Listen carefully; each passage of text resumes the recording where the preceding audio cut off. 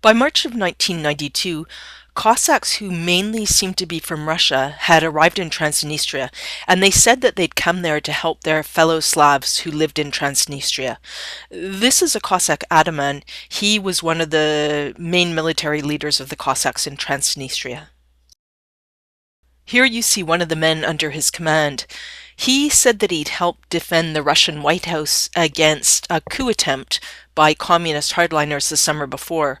So these Cossacks had recent military experience. Some of them were Afghan vets. The Cossacks supported the Trans-Dniestриan Republican Guard.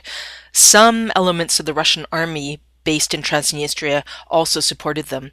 At stake was the territory of Transnistria, which is a wedge of land bordered by the Dniester River on one side and Ukraine on the other. Transnistria was part of Moldova, but wanted to break away or at least to isolate itself from the rest of Moldova.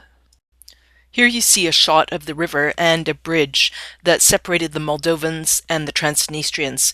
This picture was taken from the Moldovan side of the bridge. The Moldovans had their own military hardware, and they kept their side of the bridge open. Those are pedestrians who were still able to walk across the bridge in early March 1992. Soldiers on the Moldovan side were stopping cars, and they warned people who wanted to cross into Transnistria that they might be shot at by Transnistrians. The Trans-Dniestrians were becoming more and more entrenched. This is one of their roadblocks that was designed to repel any Moldovans who might try to invade. Here's a Trans-Dniestrian bunker at a traffic circle, and a Trans-Dniestrian armored car. Some of the military equipment almost looked homemade, but armaments like this were a sign of seriously escalating conflict. By June, a power station was under attack. And even worse, there was a big battle in Benderi where civilians and soldiers were killed. The town was secured by the Trans-Dniestrians. This picture was taken just after fighting ended. Trans-Dniestrian fighters at this checkpoint said they were laying mines on the road over to the Moldovan side.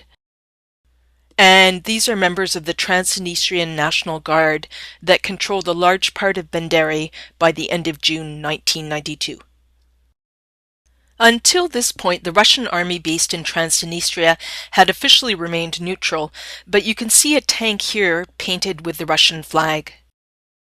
Trans-Dniestrians had been able to raid the Russian army's weapons without encountering resistance, and then in July the Russian army intervened directly, firing on Moldovan forces and then helping to negotiate a ceasefire and a controversial peacekeeping force that included keeping Russian troops on Moldovan territory.